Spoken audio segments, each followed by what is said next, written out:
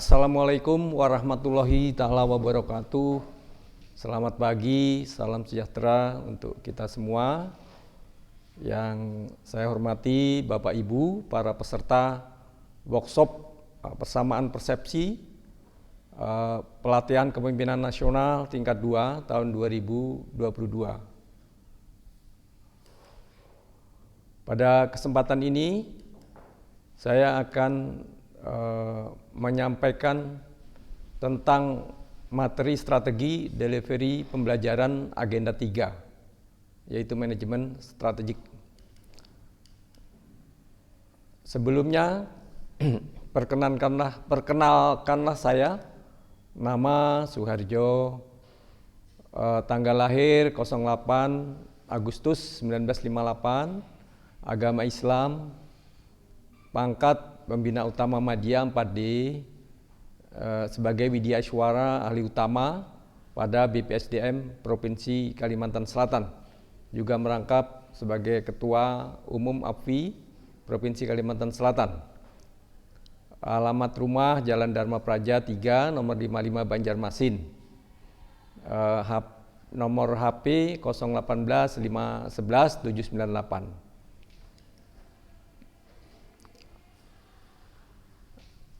Pelatihan ini didasarkan pada dasar hukum sebagai berikut. Yang pertama, Peraturan LAN nomor 6 tahun 2022 tentang perubahan atas Peraturan LAN nomor 5 tahun 2022 tentang penyelenggaraan pelatihan struktural kepemimpinan. Yang kedua, Keputusan LAN nomor 374/1 tentang kurikulum pelatihan struktural kepemimpinan. Yang ketiga, itu adalah Keputusan LAN nomor 375 tahun 2002 tentang pedoman penyelenggaraan pelatihan struktural kepemimpinan. Kelompok mata pelatihan ini adalah yang pertama, kelompok mata pelatihan inti, yaitu belajar mandiri, e-learning, experiential learning, dan klasikal. Kemudian kelompok mata pelatihan dasar, yang pertama itu memuat agenda smart governance sesuai dengan ketentuan peraturan perundang-undangan dan belajar mandiri. Kemudian kelompok mata pelatihan pilihan itu memuat agenda penunjang pembelajaran aktualisasi kepemimpinan dan belajar mandiri. Kemudian blended learning PKN 2 ini ada 923 jam pelatihan dan 107 hari pelatihan.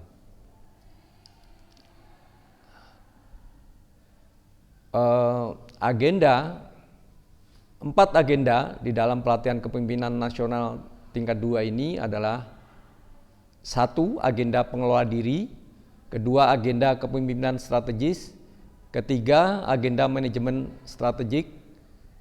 4. Agenda aktualisasi kepemimpinan strategis. Kemudian kompetensi yang ingin dibangun adalah kompetensi kepemimpinan strategis. Kompetensi yang akan dibangun kepemimpinan strategis adalah yang pertama, mampu membangun sinergi antara unit organisasi dan stakeholder. Kemudian yang kedua, mampu menjadi motor penggerak perubahan strategis di instansinya. Yang ketiga, memiliki karakter yang terbuka dan mampu mengelola keragaman di lingkungannya untuk mencapai hasil kerja yang berdampak luas. Kemudian mata pelatihan agenda 3 atau manajemen strategik ini yang meliputi: 1. Manajemen strategik sektor publik, dan kedua, isu strategis, yang ketiga, marketing sektor publik, dan yang keempat, public private partnership atau kerjasama pemerintah dengan swasta. Kemudian pembelajaran agenda 3 ini dilaksanakan dengan metode yang pertama, e-learning selama 3 kali pertemuan, hari ke-17, 18, dan 19, yang terdiri dari sinkronus 11 JP, jam pelajaran. kemudian asinkronus itu 17 jam pelajaran, dan klasikal selama 1 kali pertemuan hari ke-37 selama 2 JP.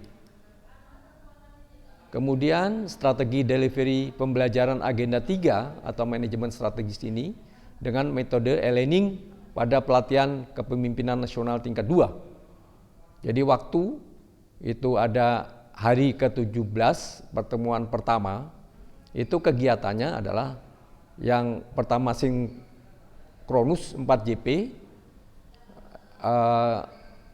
yang kemudian pembelajaran agenda 3 ini yang pertama adalah kita mengenalkan diri, kemudian overview keterkaitan agenda 3 dengan agenda 1, 2, dan 4, kemudian pendalaman pengayaan mata pelatihan manajemen strategik sektor publik dan isu strategik dengan nanti ada video, dan pembahasan esai sampel 3 peserta dan pemberian feedback. Kemudian yang kelima adalah menjelaskan penugasan individu untuk pertemuan kedua hari ke-18. Kemudian yang keenam itu nanti kami akan menjelaskan penugasan kelompok untuk pertemuan kedua hari ke-18. Kemudian untuk asinkronusnya 6 JP, itu meliputi yang pertama ada penugasan individu 2 JP. Setiap peserta menganalisa video tentang rencana pembangunan jangka menengah Provinsi Kalimantan Selatan. Kemudian hasil tugas individu diupload ke LMS paling lama sebelum pertemuan kedua atau hari ke-18 dimulai. Kemudian asinkronus kelompok ada 4 JP, yaitu peserta dibagi 3 kelompok. Yang kedua, kelompok menetapkan kasus atau isu strategis adalah satu dari peserta kelompok sesuai dengan tugas pokok dan fungsinya. Kemudian menganalisis lingkungan strategis dengan menggunakan analisa pohon masalah atau SWOT atau SWOT, dan merumuskan alternatif strategi untuk meningkatkan kinerja organisasi. Hasil tugas kelompok diupload ke LMS paling lama sebelum pertemuan kedua dimulai. Tugas dipresentasikan pada pertemuan kedua. Kemudian strategi delivery pembelajaran agenda 3 dengan metode e-learning pada pelatihan kepemimpinan nasional tingkat 2 ini adalah waktu hari ke-18 pertemuan kedua, yaitu kegiatannya sinkronus 4 JP yang meliputi yang pertama itu pendahuluan pengayaan mata pelatihan marketing sektor publik, kemudian yang kedua presentasi tugas individu, sampel 3 peserta dan pemberian feedback.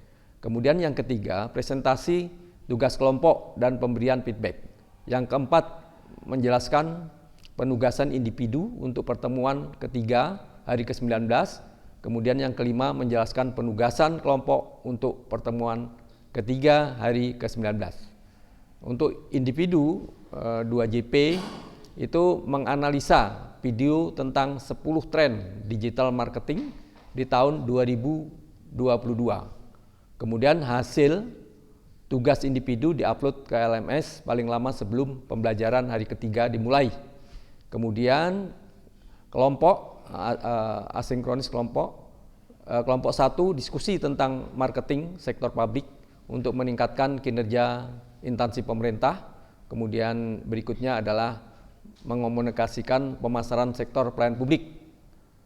Kemudian yang ketiga marketing inovasi sektor publik, dan berikutnya hasil tugas kelompok diupload ke LMS paling lama sebelum pertemuan hari ketiga dimulai. Maksud saya ketiga dimulai, kemudian tugas dipresentasikan pada pertemuan ketiga.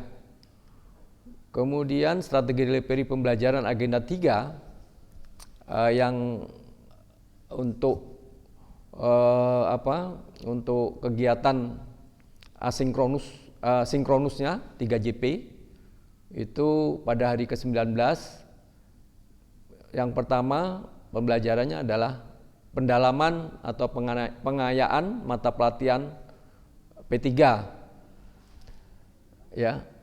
Kemudian presentasi tugas individu, sampel, pemberian feedback. Kemudian presentasi tugas kelompok dan pemberian feedback. Kemudian yang keempat menjelaskan penugasan individu. Kemudian yang kelima menjelaskan penugasan kelompok. Yang keenam diskusi rencana pengambilan 3 mata pelatihan penunjang yang akan diambil peserta dikaitkan dengan rencana proper peserta. Kemudian untuk asinkronusnya 5JP, untuk individu setiap peserta menganalisa organisasi sesuai tupoksi masing-masing. Kemudian yang kedua hasil tugas individu diupload ke LMS paling lama sebelum diselesainya sesi akhir pembelajaran agenda.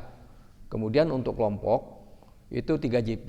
Yang pertama peserta diminta mendiskusikan tentang peran pengusaha dan pemerintah untuk mencegah pertambangan timah ilegal yang berakibat buruk.